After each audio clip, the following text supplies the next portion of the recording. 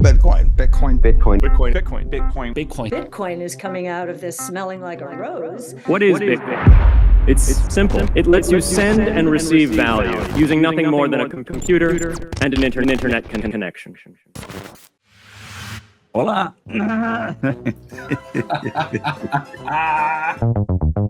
Olá! Olha, é com muito prazer que eu estou iniciando essa nova série junto com meu amigo Marco Carnucci, que já esteve aqui por 2 vezes. Ele dispensa apresentação. E isso aqui surgiu por quê mesmo, Marcão? Então, toda vez que eu vou em São Paulo, né, aí eu sempre faço questão de almoçar com os amigos, tá? E o Fausto tem curtido tanto as minúcias que eu tenho contado para ele do funcionamento interno do Bitcoin, etc., que ele achou que a gente devia compartilhar isso com vocês. O Fausto conhece muito do aspecto financeiro do Bitcoin, e eu sou um cara mais de bits e bytes, eu sou um camarada com uma formação de engenharia de software, e uma coisa que tem sempre fascinado a gente, né, Fausto, é que são 2 mundos diferentes, mas que se comunicam. Eu achei que eu entendia da parte técnica do Bitcoin, mas nas conversas com o Marco eu fui percebendo que existem detalhes que só quem consegue ler o código do Bitcoin consegue explicar pra gente. Eu até quando explico o Bitcoin, eu procuro não entrar em muitos detalhes, porque senão a coisa é um pouco complexa, né? Bagunça um pouco o raciocínio das pessoas. Mas eu achei tão fascinante que a gente vai estar vindo aqui recorrentemente, trazendo para você detalhes sobre esse mundo fascinante de Bitcoin e das criptomoedas. Para começar essa nossa série,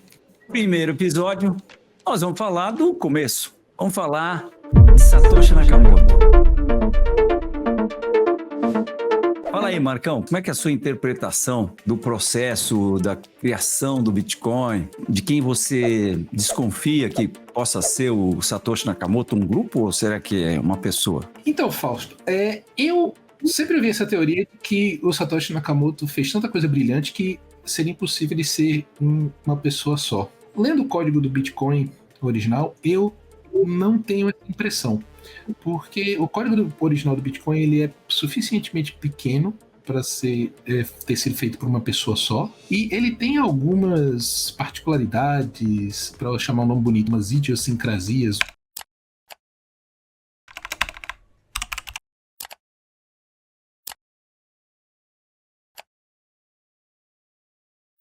Uns vícios da mesma forma que a pessoa tem vícios de linguagem, né? As pessoas também têm vícios ao escrever textos e ao escrever código de computador. E esses vícios aparecem. Textos escritos, digamos, por uma pessoa solitária têm um certo jeitão, e textos escritos por, digamos, um departamento de relações públicas, etc., tem outro jeitão. A mesma coisa acontece com código de computador. O código que é feito a muitas mãos, ele tem um jeitão mais institucional, mais limpo, mais antissético, né?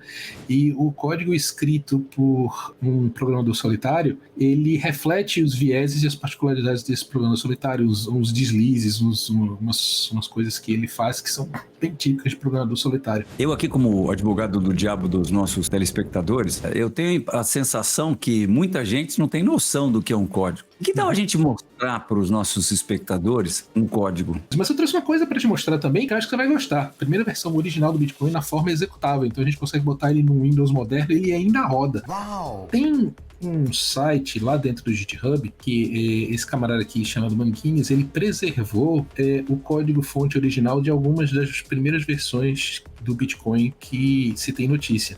Essa versão aqui que você está vendo, a Bitcoin 0.1, foi a primeira versão que o próprio Satoshi Nakamoto disponibilizou em janeiro de 2009. Aqui tem até algumas versões ligeiramente anteriores. Não sei se vocês lembram da história que o Satoshi Nakamoto publicou o white paper do Bitcoin explicando como é que o Bitcoin funciona no Halloween de 2008, dia 31 de outubro de 2008. E ele circulou algumas versões entre algumas pessoas, algumas versões privadas entre algumas pessoas que se interessaram em conhecer o trabalho dele. E tem algumas dessas versões aqui, mas a primeira versão oficial mesmo tá aqui nesse Bitcoin 0.1. E se a gente abrir esse camarada, vocês vão ver que a primeira coisa que aparece é a versão executável dele. Ela foi um programa com aquela extensão .exe do Windows, ele só rodava em Windows, ele não rodava em Linux, ele não rodava em Mac. We predicted this a long time ago. Então, a primeira coisa que isso nos diz sobre o Satoshi Nakamoto é que ele era um programador de background, principalmente Windows, é onde ele estava mais familiarizado. Por outro lado, todo o código que ele escreveu, ele colocou dentro dessa licença aqui, que é a licença MIT-X11, tá? Que é uma licença de código aberto muito popular entre o pessoal que trabalhava em outros sistemas operacionais como Linux, etc. e tudo mais. Então, o Satoshi Nakamoto era um cara meio misturado. Ele era apreciador de software livre, entendia as licenças, entendia os detalhes, mas ele era um camarada mais com um jeitão de Windows. Ô, Marco, eu preciso te interromper, cara. Olha, eu tô achando isso tão interessante, mas tão interessante, que eu vou dar, peraí, eu vou pegar aqui o botãozinho aqui, peraí, e vou apertar o like, cara, porque, olha... Não, todo mundo sabe que eu tô brincando, né? Que eu não posso dar like, mas olha, é pra te dizer que isso aí eu acho o máximo esse troço, cara. Realmente, a gente ter acesso a isso, que máximo. Continua aí que, olha, pra você saber, eu tô gostando pra caramba. Essa é a coisa bacana do mundo dos código aberto. A gente tem acesso a essas coisas. Isso é tão diferente do mundo de outros sistemas que a gente tem por aí, que o código é fechado, a gente não pode desmontar e ver como é que funciona, tá? E aí o próprio Satoshi Nakamoto escreveu aqui, ó, esse negócio é para funcionar do Windows NT 2000 XP, tá? Acho que ninguém lembra mais do Windows XP hoje em dia, né? Mas ele já existiu. Ele disse, o Windows Vista não foi testado ainda. Todas as bibliotecas são subparte do programa, são de múltipla plataforma, então não tem nada evitando versões para rodar no Linux ou no Mac. Então veja você, a primeira versão dele era só Windows. Não tinha Linux, não tinha Mac. E esse alpha que você está vendo aqui, alpha é um terminho que a gente usa em computação para dizer que um software altamente experimental, tá? E que o desenvolvedor está fazendo e está disponibilizando para trocar ideia com os outros desenvolvedores, mas ele não faz nenhuma garantia de que essa porcaria funciona do jeito que ele acha que deveria funcionar, que não tem bug, etc. Tudo mais. Um software ainda cheio de arestas a serem aparadas, né? E aqui dentro, nesse diretório SRC é o diretório de source, que quer dizer fonte, código-fonte, a gente tem o código mesmo que o Satoshi Nakamoto escreveu, tá? Então, essa aqui é a primeira versão da obra do Satoshi Nakamoto.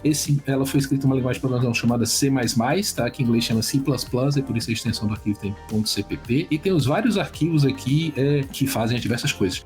O main.cpp tem o grosso do código, eu vou te mostrar ele daqui a pouquinho, mas eu queria te mostrar algumas particularidades que falam muito sobre quem é o Satoshi Nakamoto na minha cabeça, tá? Por exemplo, não sei se você conheceu um negócio chamado IRC. Internet Relay Chat, or IRC. You click on it like this to start it right up. And I open it up and you can see there are people here talking. Que o Bitcoin, como todos os sistemas distribuídos, ele precisa encontrar a sua turma. Então o que ele fazia? Ele entrava num servidor de IRC, o IRC é como se fosse o WhatsApp do mundo moderno, tá? Era o WhatsApp dos anos 80, 90, chamava IRC. Bitcoin usava o IRC para fazer o que a gente chama de protocolo de rendezvous. Todo sistema de rede distribuída, ele precisa de um negócio que a gente chama em informática de rendezvous. As pessoas, rendezvous é encontro em francês. Significa que as pessoas precisam arranjar um meio de se encontrar, de achar sua turma. Então, o que esse aqui é o código, essa coisa que você está lendo aqui, que vocês estão vendo, é o que se chama de código. Olha aí, o que o programador escreve. Esse é o código, né? Todas esses comandos aí que o leigo não entende, mas o computador entende. A comunicação, é a língua que o humano fala com a máquina. Exatamente. Essas são as instruções em detalhes extremamente precisos do que o computador precisa fazer para implementar a parte do Bitcoin. Então, o que ele fazia? Então, ele entrava nesse servidor aqui, chamado chat.freenode.net, tá? Ele descobria, tem um treco aqui embaixo que descobre o endereço IP onde está rodando o seu computador, qual é o endereço IP dele na internet, e ele dizia nesse canal de IRC, aí galera, cheguei, o meu endereço IP é tal. Então ele se juntava aqui ao canal Bitcoin, ele via quem é que estava no canal Bitcoin, quando ele listava quem estava no canal Bitcoin, aparecia os endereços IPs das pessoas, então ele aprendia onde é que estavam rodando na internet os outros nós da rede Bitcoin, e ele também dizia para as pessoas qual é o endereço IP dele para que outros nós da rede Bitcoin pudessem se conectar nele. Então, assim é que se formava a tal da rede distribuída do Bitcoin. E se você quiser ser cínico, tá, você pode dizer o seguinte: poxa, mas isso aí é um sistema centralizado. Por que é um sistema centralizado? Porque depende desse servidor central aqui chamado chat.freenode.net. Eu acho que a Freenode ainda existe. Se esse site saísse do ar, o protocolo de rendezvous do Bitcoin ia deixar de funcionar. Essa foi uma das primeiras coisas que os desenvolvedores das versões mais recentes do Bitcoin mudaram. Eles alteraram esse sistema e eles colocaram um sistema que é mais robusto, tá? Não tem só um, tem 5 servidores iniciais, que eles chamam de seeders, e tem uma outra opção aí para você fazer o seguinte: qualquer pessoa que participe da rede pode te apresentar pro resto da rede. Então você podia dizer que por baixo da rede distribuída tem um tantinho de nada de centralização que era necessário para o pessoal poder se encontrar lá. Esse chat.freenode.net era o point, né, que a galera, como se fosse a praça onde a galera ia se encontrar para fazer Bitcoin. Esse código foi escrito pelo Satoshi Nakamoto, provavelmente por volta de 2007, 2008, mas mostra muito do background cultural dele, de onde ele veio. Ele veio da galera que participava e que nesses fóruns aqui. E que é uma pessoa e não um grupo, né? Então, sugere fortemente aqui, sugere um pouco que é uma pessoa, que ainda pode ser um grupo, mas já começa a ter contornos de uma pessoa. Tá? Ô, Marco, esse código, eu acho que eu vi, são 200 e tantas e poucas linhas que ele tem. Com esse código já se formava a rede, já se conseguia registrar blocos e já se começou a registrar blocos, ou foi só um código inicial que foi lançado para que depois fosse, então, dado o início para a rede Bitcoin, que começou a registrar o blockchain? 100% funcional. É primitivo para os nossos padrões de hoje em dia, mas 100% funcional. Aqui estava toda a funcionalidade que a gente normalmente associa com Bitcoin. E o bloco Gênesis foi criado por esse código, então? Foi criado. Eu posso catar ele aqui e te mostrar já. Deixa eu antes te mostrar uma coisa. Uma das coisas engraçadas desse código é que ele tem certos trechos que estão desabilitados. Eles estão no código, mas não entram no programa final. É como se fosse uma ideia que o Satoshi Nakamoto deixou incompleta e não terminou. Uma das coisas que tem aqui é um marketplace para você cadastrar produtos, cadastrar anúncios. Então tem aqui um negócio para inserir advertisement, né, anúncio. Olá, eu sou o Fausto Botelho e hoje eu vim te falar sobre o nosso curso de análise técnica. Dá meio que a impressão que o Satoshi Nakamoto queria que o software do Bitcoin tivesse outras funcionalidades, como se fosse um e-commerce. E isso fica muito claro aqui, mas esse código aqui, se você vir todos os detalhes, você vai ver que esse código está desabilitado. Ele está aqui, ele está presente, mas ele não está incluso no programa final. É uma ideia incompleta. E são 256 linhas, mano? São 256 linhas, 264 linhas nesse arquivo, né? Nesse arquivo aqui chamado market.cpp. Tem todo o resto do conjunto. O total é mais ou menos 7.000 linhas. 7.000 linhas para um desenvolvedor de software do nível de competência do Satoshi Nakamoto é considerado um projeto, não chega a ser um projeto pequeno, mas ele também não chega a ser um projeto médio. Ele já é um projeto de um certo tamanho, mas ele não é o que a gente chama de um projeto grande. Nessa hora, o Satoshi já tinha chamado o projeto de Bitcoin e já tinha criado o símbolo dele e tudo mais também. Já tinha criado o símbolo. Daqui a pouco eu vou te mostrar o íconezinho dele e tudo mais. Esse arquivo que eu tô mostrando aqui na tela, tá? É um que a gente podia passar horas falando sobre ele, tá? E eu acho que a gente vai voltar a esse assunto 200 vezes, porque esse é um dos assuntos mais pouco explicados e pouco entendidos do mundo do Bitcoin. Dentro do Bitcoin tem uma mini linguagem de programação, tá, que a gente chama de Bitcoin Script. Esse aqui é o interpretador da linguagem de script. Aqui dentro tem uma linguagem de programação que parece muito com aquela linguagem que vem nas calculadoras HP2C, que tem Enter e que é em notação por linhas reversa, e tudo mais. Então o Satoshi Nakamoto implementou isso aqui, porque já aqui nesse momento o Satoshi Nakamoto estava pensando em uma coisa com cara do que hoje em dia a gente chama de contrato inteligente, tá? Na rede Ethereum e em outras redes. A linguagem de programação que o Satoshi Nakamoto fez aqui, ela é super mais limitada, e isso é meio de propósito. Ele queria fazer uma coisa que não desse origem a certo tipo de vulnerabilidade de segurança, etc, tudo mais. Então, por exemplo, essa operação que você está vendo, a op-dup que você está vendo, era equivalente a você apertar o Enter lá na HP12C, aí ele pegava o que estava na tela e colocava dentro da pilha, tá? E isso permite você implementar condições arbitrárias. Então você pode criar contratos inteligentes, entre muitas aspas, que diziam coisas que, olha, o camarada pode usar pode mover esse Bitcoin se essa assinatura digital tiver válida em relação a essa chave privada. Ou o camarada só pode gastar esse Bitcoin depois de uma certa data, ou depois de um certo bloco, ou uma combinação combinação dessas coisas. Então você pode criar condições, tá? Atrelar os bitcoins, condições para que eles sejam gastos. Uma classe dessas condições é o que nós entendemos como endereços. E eu vou te mostrar isso um pouco mais na frente. Caramba, e agora dentro disso aí, por exemplo, mostra aí algum trechinho que a gente possa ligar com as características do Bitcoin. Sei lá, tá me ocorrendo aqui agora o halving. Tá escrito aí nesse código halving? E tem alguma outra coisa que você lembre que você possa mostrar pra gente? Então, esse é um negócio super interessante que está até aqui pertinho. Ó. A função aqui get block volume, ela é que implementa aquela regrinha do halving. Tá? Ela começa com 50 bitcoins, esse coin aqui é da unidade Bitcoin. E esse código aqui, tem até no comentário, o subsídio é cortado pela metade a cada 4 anos. Na verdade, não é a cada 4 anos, é a cada 210 mil blocos. Então, ele pega aqui a altura do bloco mais recente, divide por 210 mil, essa divisão é uma divisão inteira, então ela sempre é um número inteiro. Tá? E esse operador aqui, menor igual, ele divide por 2 várias vezes. Então, se isso aqui der 1, ele divide por 2 uma vez. Se isso aqui der 2, divide por 2 duas vezes. E esse é o código que implementa aquela regrinha do halving que cria a escassez do Bitcoin, que por sua vez dá o seu crescente valor monetário, né? Porque o Bitcoin vai se tornando cada vez mais raro. E esse código também é interessante por uma outra razão. Ele mostra uma dessas coisas que eu falo, de que pequenos deslizes de programação que o Satoshi Nakamoto comete, que são típicos de um programador solitário. Esse termo aqui, N-best height, tá? É o que a gente chama em programação de variável global. Ele não está definido aqui. Você pode ver que o NFI está definido aqui, esse coin é uma constante, não tem problema. Mas esse N-best height não é parâmetro dessa função getBlockVolue. Ele vem de um outro lugar bem mais lá em cima. Eu tenho que voltar para a linha 1 para mostrar para vocês onde esse camarada está e onde é que ele é atualizado. Ele é atualizado em várias outras partes. Colocar uma função que referencia uma variável sem ela estar explicitada aqui, que a gente chama de variável que essas são as variáveis locais e ela aqui está com uma variável global, é considerado um mau estilo, não é considerado um erro, mas é considerado um mau estilo de programação. É o tipo da coisa que o pessoal que trabalha em revisão de código puxa a orelha do desenvolvedor.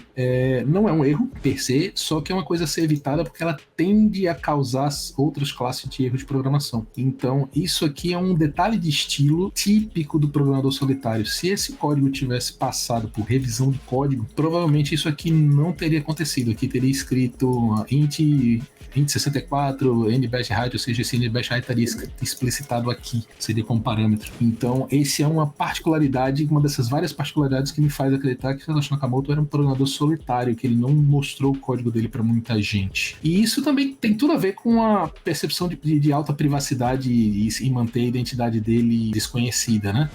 Ô Marco, e esse código? Eu achei interessantíssimo a gente ver alguma coisa do que está escrito nele, logicamente, mas ele roda ainda? Você pode rodar esse código? Então, uma das coisas que eu fiz é que eu baixei aqueles arquivos que vocês viram lá no começo, tá? Antes de eu entrar no diretório SRC, tá? E eu coloquei eles aqui numa pasta no meu Windows moderno. Então são esses 3 arquivos, o bitcoin.exe, essas 2 DLLs aqui. E uma coisa extremamente interessante é que se eu botar isso aqui para rodar, ele inclusive cria 2 arquivos aqui inicialmente. Opa, Marco, peraí, será que eu tô vendo um símbolo do Bitcoin diferente do símbolo atual aí? É porque isso aqui é tão antigo que isso foi antes do Satoshi inventar aquele símbolo do Bzinho com 2 tracinhos. Tá? O primeiro ícone do Bitcoin era BC, o símbolo original dele. BC confunde com antes de Cristo, né?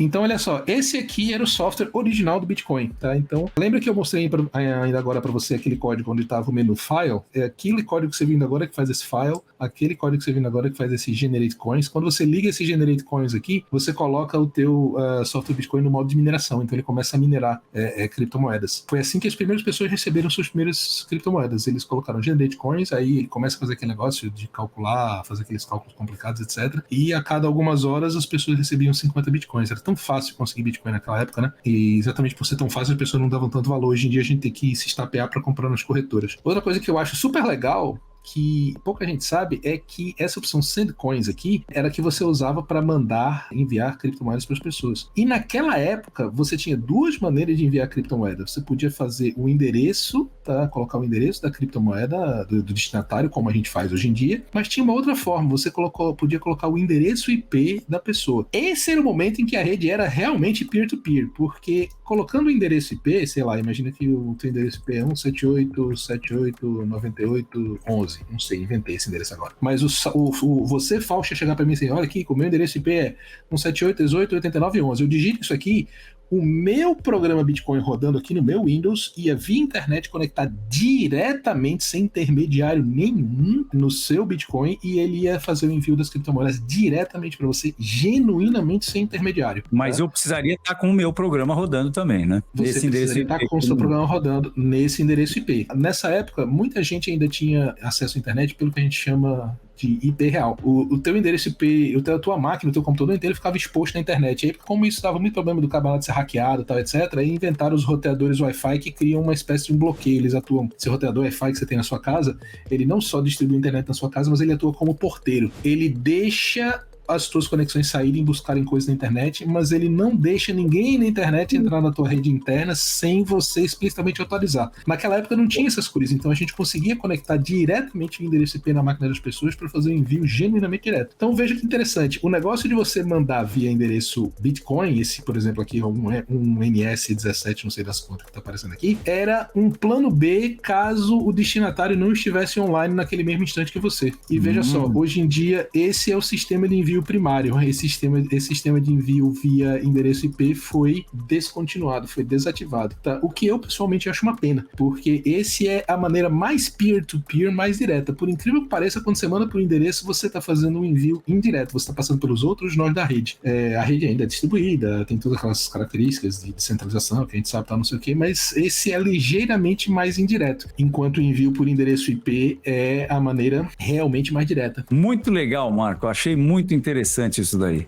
E se você gostou, não deixa de dar aquele like e vai nos acompanhando aí, que vem mais coisa aí muito interessante também nos próximos episódios aqui do nosso Cripto Raiz. Aí outra coisa legal que você vê aqui é um pouco da origem das coisas. Ele mostrava, uma das primeiras coisas que ele faz é mostrar o seu endereço Bitcoin, que você precisa mandar para as outras pessoas para elas poderem te mandar dinheiro. E tinha um botão aqui que permitia você gerar novos endereços, tá ok? Tem um botão aqui, New Address. Então eu podia criar um nome aqui, endereço para receber dinheiro do Fausto, tá? Dinheiro que o Fausto me mandou. E aí ele aparecia aqui, ele criava um novo endereço.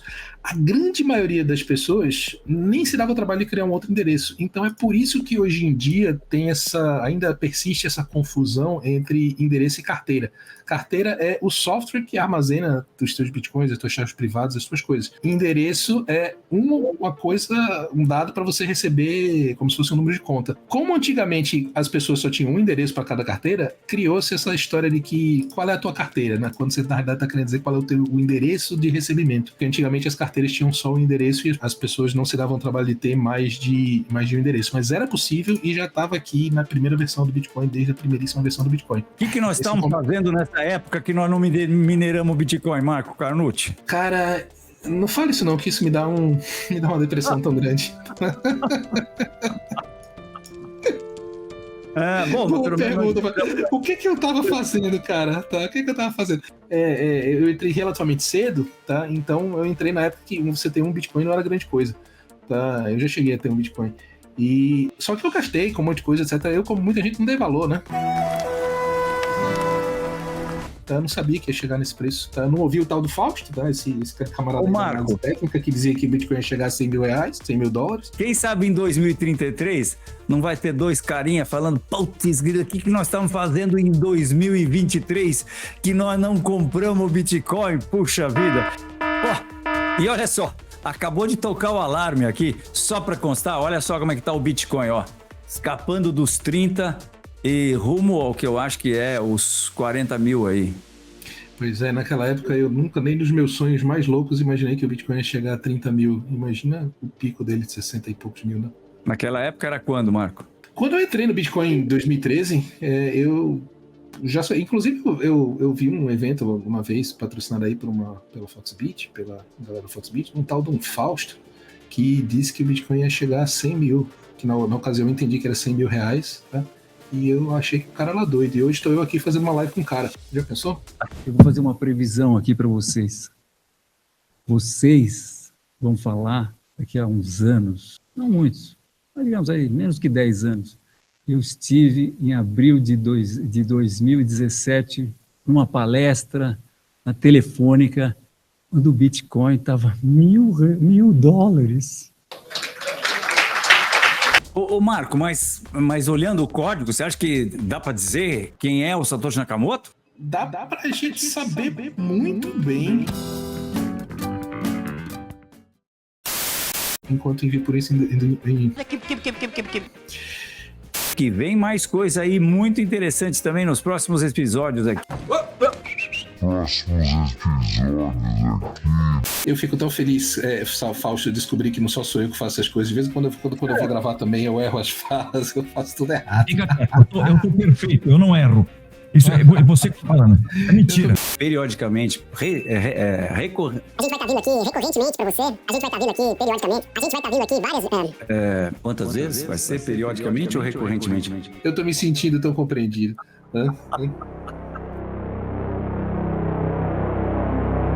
De Satoshi Nakamoto.